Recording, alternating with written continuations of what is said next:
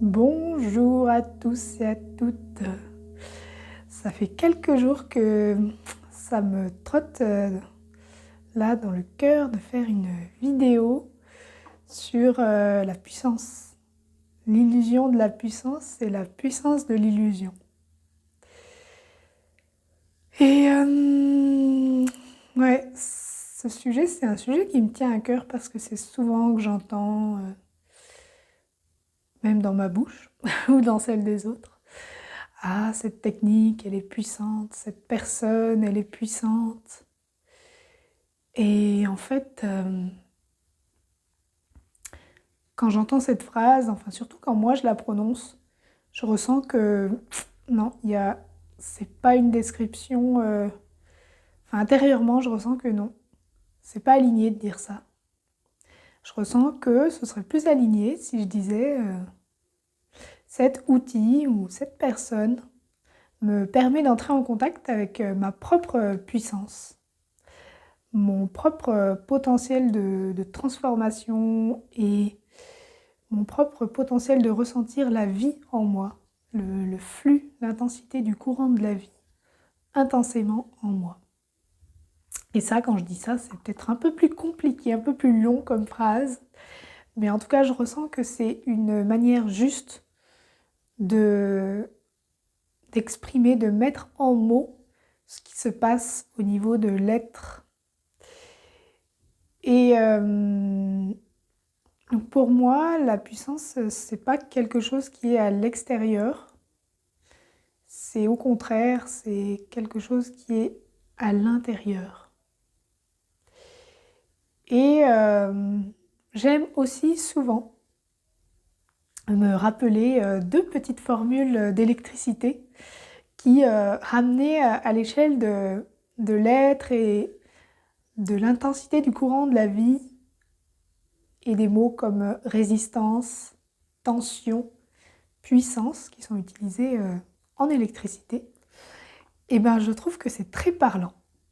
Alors, ne vous inquiétez pas, il n'y a pas besoin de trop réfléchir, c'est quelque chose de très simple. En électricité, on dit que la tension du courant électrique, elle est égale à la résistance multipliée par l'intensité du courant électrique.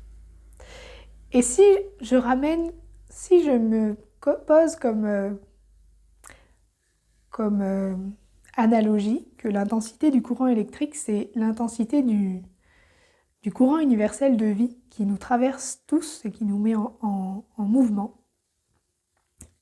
À ce moment-là, la formule me dit que la tension que je peux ressentir, une tension, c'est-à-dire une différence de potentiel entre mon état de présence et l'état d'être que je choisis avec mes visions humaines, avec ma conscience humaine.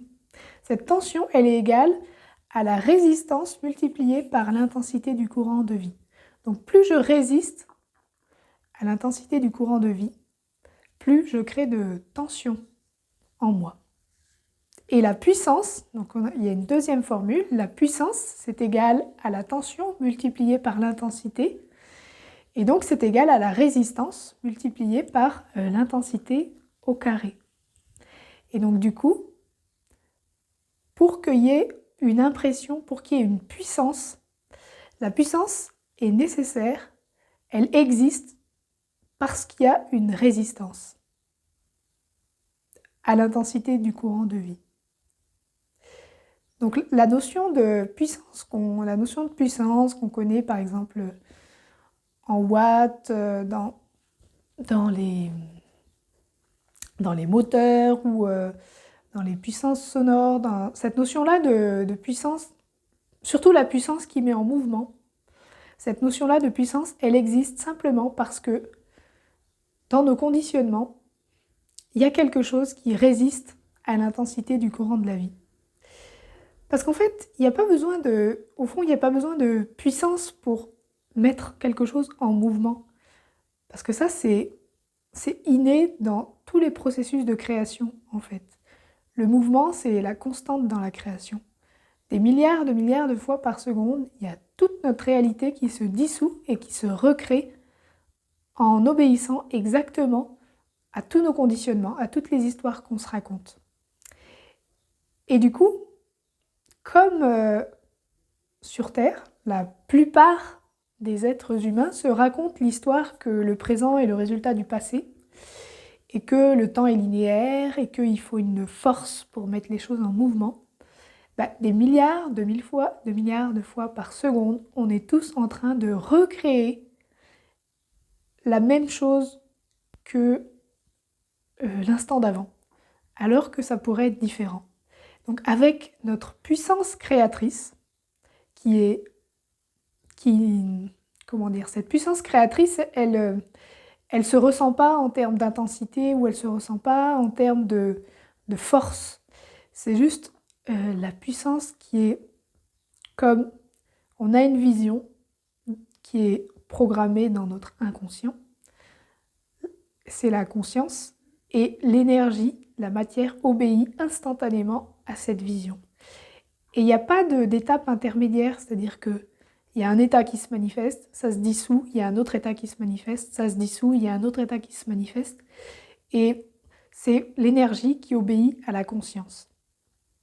Et donc, toute cette énergie, en fait, qui prend forme, qui se cristallise sous forme matérielle, c'est en quelque sorte quelque chose qui est en perpétuel changement, de manière naturelle, ça fait partie des principes fondamentaux de l'existence, et en perpétuel reflet de la conscience qui se projette. Et donc c'est là que moi je vois la puissance de l'illusion. C'est-à-dire que cette illusion de croire que ce qui est réel, c'est la matière et l'énergie, alors qu'en fait ce qui est réel, c'est la structure de l'existence, et à chaque instant, on a une conscience, c'est-à-dire un ensemble de définitions, un ensemble de vues qui se projettent et que l'énergie met en forme, exactement conformément au plan qui est inscrit dans la conscience. En fait, peut-être pour éclairer certains, c'est comme la conscience, c'est Shiva, et l'énergie, c'est Shakti. Et donc, Shiva, la conscience, rêve le monde, et Shakti, l'énergie, la met en forme. Et donc, Shakti est en mouvement, mais elle est en mouvement. Son mouvement, il obéit au rêve de Shiva. Shiva est absolument immobile, c'est la conscience. Par contre, il est constamment en train de rêver des nouvelles choses. Donc, il est comme l'initiateur du mouvement de l'énergie. Et donc, la puissance, pour moi, elle est au niveau de la conscience. C'est notre puissance créatrice et elle est propre à chacun. Enfin, on peut effectivement s'influencer dans le fait de se faire croire des choses, mais le choix de croire ou de ne pas croire, c'est la responsabilité et la souveraineté de chacun. Donc en ce sens, notre puissance créatrice, elle est vraiment, elle nous appartient et elle est elle n'est pas atteignable par d'autres. C'est vraiment notre propre création.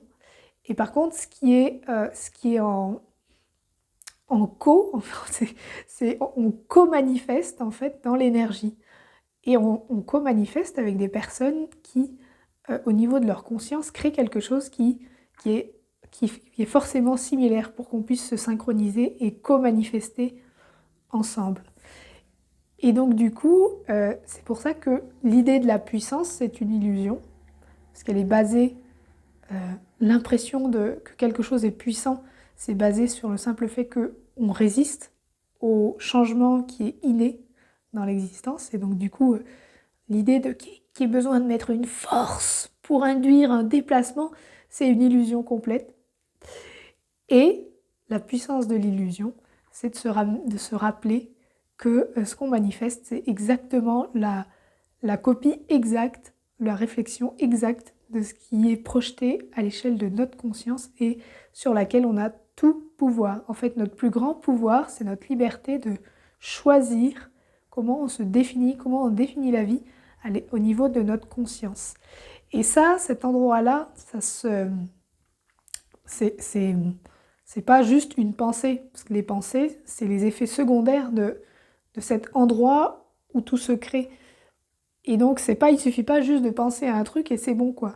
Il faut aller, c'est bien plus profond dans les couches de l'inconscient où se situent toutes nos modèles internes et toutes les définitions auxquelles on adhère. Et en fait, notre réalité matérielle, physique, notre énergie est simplement là pour nous révéler les choix que l'on a fait à cet endroit-là.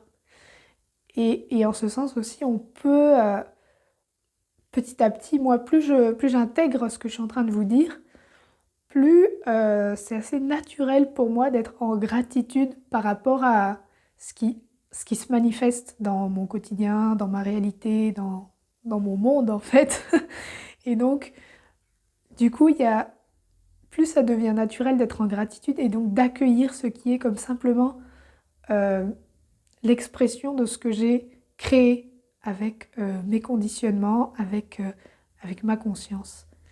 Et du coup, je reçois ça, je l'accueille et je me dis, tiens, euh, est-ce que je pourrais pas revoir certaines définitions? Alors à ce moment-là, oui, je vais aller me questionner sur certaines définitions.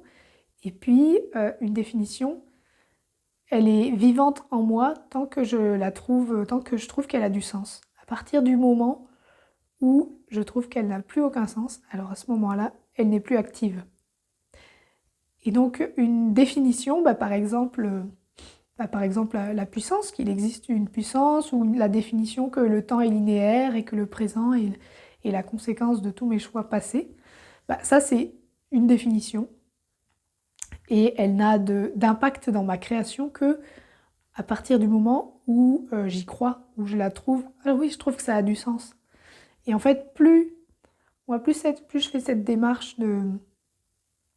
d'aller en moi à l'écoute de la conscience de mon être, plus la croyance dans un temps linéaire, elle y est presque plus d'ailleurs, quasiment plus. La croyance dans la fatalité qui est plus, la croyance dans le manque qui est quasiment plus. Toutes ces choses-là qui me paraissaient avant, oui, évidemment, oui, on peut manquer, oui, oui, il y a des choses, c'est une fatalité, c'est comme ça, quoi, oui. Et évidemment que le présent est le résultat du futur, enfin plein de choses comme ça qui me paraissaient des certitudes avant, des choses que j'aurais jamais pensé à remettre en question. Et aujourd'hui, c'est quasiment complètement déprogrammé en termes de... Ça n'a plus aucun sens pour moi de voir les choses comme ça. Il y a une vision quantique qui est en train de s'installer. Et quand je parle de quantique, pour moi, le mot quantique, ça veut dire que euh, le monde que j'expérimente au quotidien est la copie conforme, la réflexion exacte de la conscience que je projette et donc du regard que je pose. Et l'expression qui dit la beauté est dans l'œil de celui qui regarde, moi je vais plus loin, je dis le monde entier est dans l'œil de celui qui regarde. Alors le monde, ça commence par mon corps, c'est pas séparé, mon corps, c'est tout ce qui est dans mon champ de perception, donc le corps, mon appartement, ma ville, toute ma réalité, quoi, tout ce qui est accessible à mes perceptions, voilà, du plus intime au plus éloigné, tout ça, c'est ma réalité et tout ça, ça change. Je change de version des milliards de fois par seconde et c'est un ensemble qui n'est pas séparé. C'est-à-dire que euh, la pensée de dire, la pensée qui est plus active maintenant en moi, qui dit oui, il faut que je sorte de la matrice parce que la matrice, c'est pas, c'est pas moi. En fait, maintenant, je vois, il n'y a plus de matrice, quoi. Toute ma réalité, le monde dans l'état dans lequel il est maintenant, c'est le reflet de ma conscience. C'est tout un reflet. Il n'y a plus... je comprends pas ce que je fais dans ce monde. Ces pensées-là, ça me vienne plus, quoi. J'utilise vraiment ma réalité pour me connaître.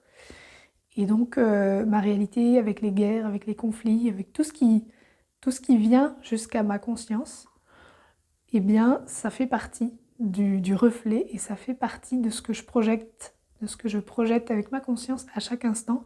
Donc c'est un repère super précieux pour savoir où est-ce que j'en suis et pour aller créer dans mon espace de souveraineté avec le pouvoir de l'illusion d'aller créer autre chose en changeant mes définitions, en choisissant ce à quoi je choisis d'adhérer. Enfin, oui, non, ma phrase là, elle est vraiment pas claire. En choisissant ce qui a du sens pour moi, en choisissant comment je me définis, en choisissant comment je définis le monde, en choisissant comment je définis le fonctionnement de l'existence. Tout ça en allant mettre de la clarté. Et mon choix, il est soutenu par ce qui est, par mon ressenti de ce qui est aligné avec la conscience de mon être. C'est-à-dire que je ne perds pas de vue, que je ne suis pas simplement une personne humaine perdue, enfin une personne humaine coupée de tout le reste. Je suis un être global qui est alimenté par l'intensité du courant de vie de l'existence et qui est mis en forme avec de la conscience de mon être et la conscience de ma conscience humaine. Et donc ce qui me guide pour aller remettre de l'alignement dans tous mes conditionnements, c'est le ressenti de cohérence que je peux percevoir dans mon corps quand je dis une phrase, par exemple tel outil est puissant, dans mon corps ça dissonne. Et si je dis ah cet outil me révèle ma propre puissance créatrice, là c'est confortable de dire ça. Et dans mon corps, je sens les définitions qui sont alignées avec la conscience de mon être. Et celles qui sont alignées pour moi, elles peuvent ne pas être alignées pour mon voisin ou pour vous. C'est vraiment à chacun d'aller trouver son espace de cohérence et les définitions qui nous soutiennent, qui sont génératrices de confort et de cohérence dans le corps. Parce que le confort, ça veut dire la cohérence globale de notre être. Et ce qui est inconfortable, c'est parce que ça génère de l'incohérence. Et voilà, c'est comme ça en tout cas que moi, je vis l'illusion de la puissance et le pouvoir de l'illusion.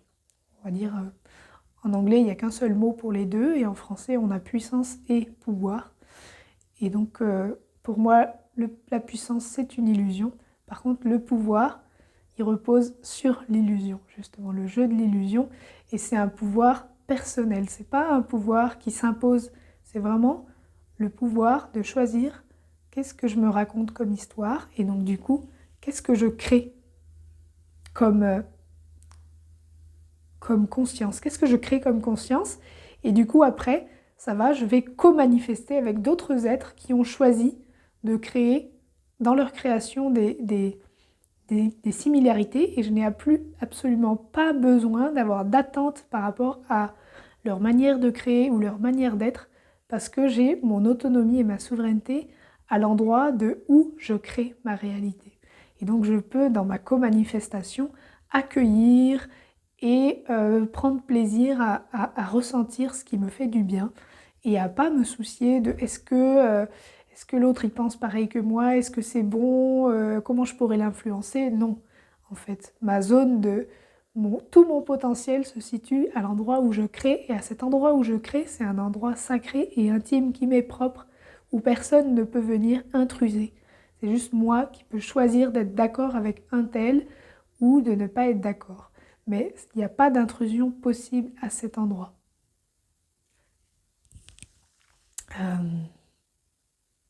Voilà, la fin des mots. J'ai fini ce que je voulais exprimer à propos de l'illusion de la puissance et du pouvoir de l'illusion.